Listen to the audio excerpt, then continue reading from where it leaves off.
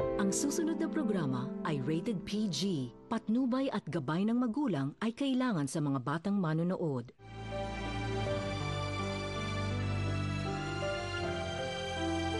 Meron po bang atraso sa inyo si Mark Rojas? O kay Daddy? O kayo yung may atraso sa kanya? Ba't ba kayo garit na garit sa mundo? Magtanan na tayo. Tayong dalawa na lang, Christina. Tayo laban sa mundo.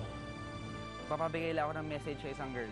Sa susunod na kanta nga pala, gusto namin i-dedicate sa isang babaeng hindi sinasadyang masaktan. Imagine, Christine Tuazon, out on the street. Nanlilimahid sa dami ng jewelry na binigay sa kanya ng pinsan ko. Pero wala namang bubong na masilungan. Ni hindi mo man lang sinigurado meron tayong pambayad sa kuryente. Gusto mo pong malaman ang totoo, Mami? Ang totoo, Mami, hindi naman talaga ako busy sa bangko. Ang totoo, wala na tayong pambayad sa kuryente. Wala na tayong pera. Ikaw yata ang naglapas na sa akin sa mga pangakong ginawa mo sa akin, di ba? Get out!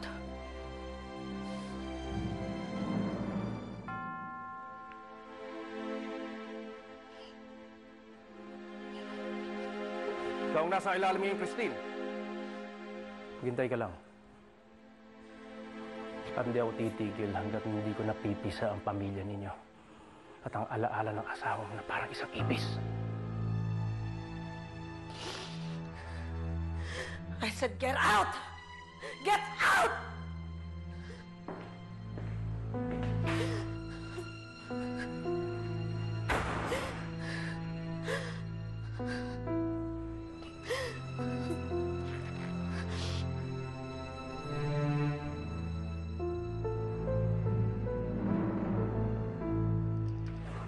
Ma?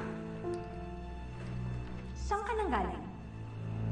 Lumabas lang po with some friends. Huwag ka nang magsinungaling. Tumawag dito ang isa sa mga kaibigan mo at hinahanap ka.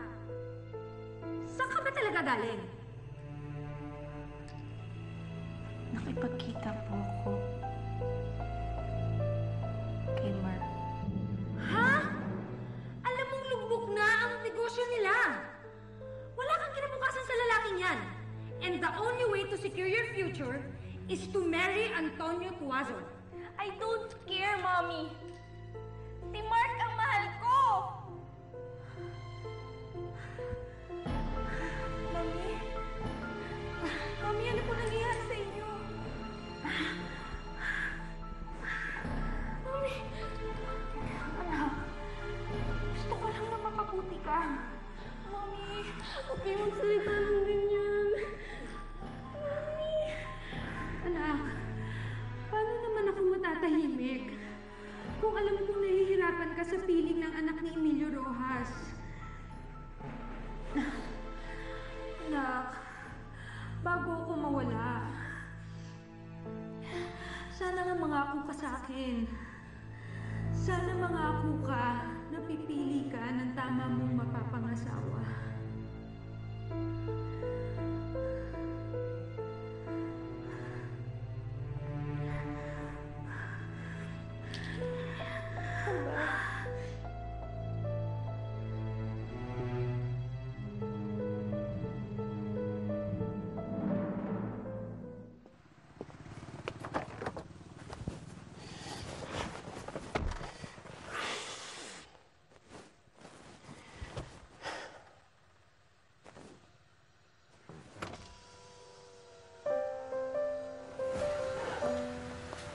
Wala akong pakialam kahit lumubog sa utang yung pamilya mo. P.S. I love you, remember? Magtanan na tayo. Tayong dalawa na lang, Christina. Tayo laban sa mundo.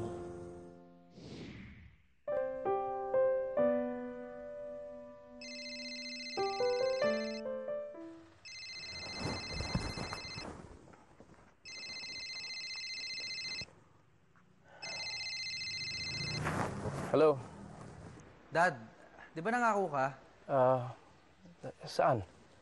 na tutulong ang Rojas Holdings doon sa benefit concert sa mga nabiktima doon sa shootout sa Tuazon Rural Bank? Do not remind me about that stupid benefit for that stupid bank right now.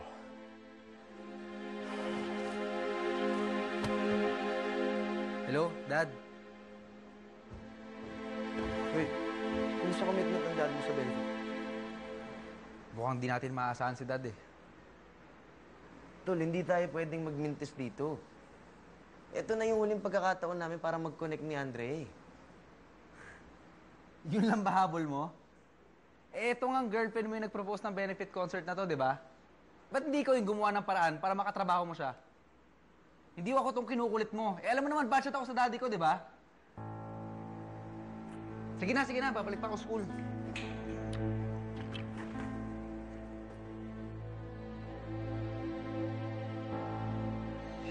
Sis, bakit parang ang haba ng mukha mo?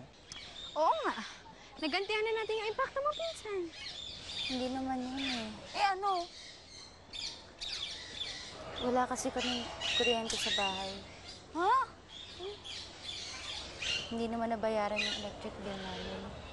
Wow. Bummer. Oh, I feel so humiliated. Okay lang yan, sis. Smile ka lang ng todo. Ano ka ba naman? Wala lang yun. Okay, ganito na lang. Pupunta tayo sa kantin, ililibre kita ng chicken spicy with banana cube.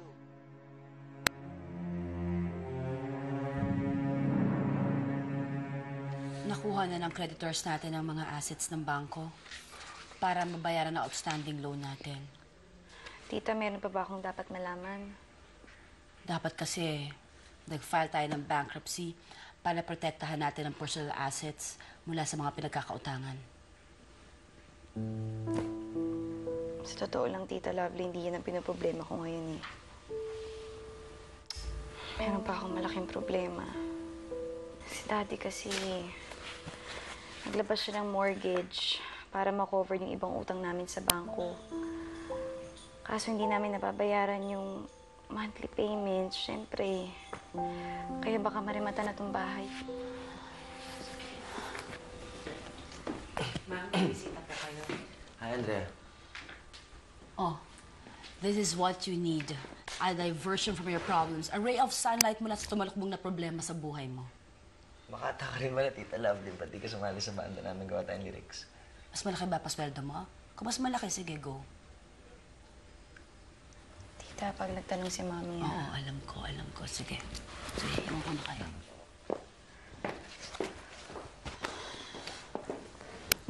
Jason, anong ginagawa mo rito? Di ba sinabi ko naman sa'yo, ang dami-dami kong kailangan gawin.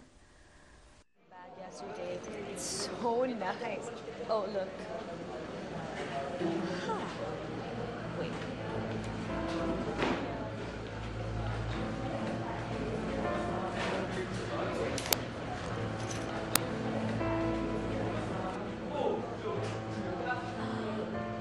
Oh my gosh! Talaga bang nawawalan ng electricity every time pumapasok si Candice? Grabe! Hanggang dito ba naman, dinadala mo yung paging patay gutom ng pamilya mo? Oh my gosh!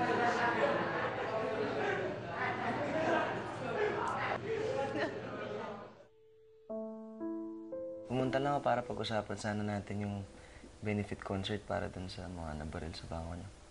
Uy naman pali. Sabi ni Tita Lovely, kailangan ko diversion. Eh, anong ginagawa mo ngayon? Ang ginagawa mo, dinadagdagan mo palalo yung mga problema ko. Gusto kitang tulungan, Andre.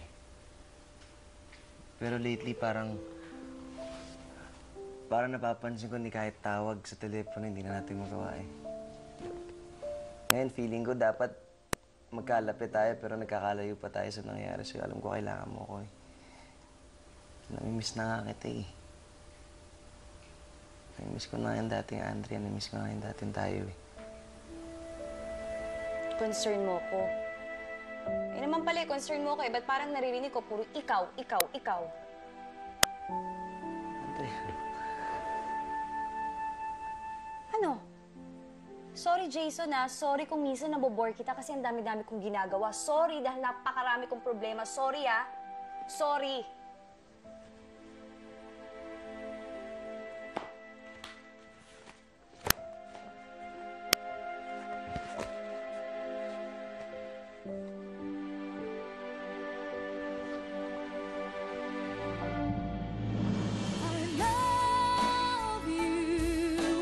mahal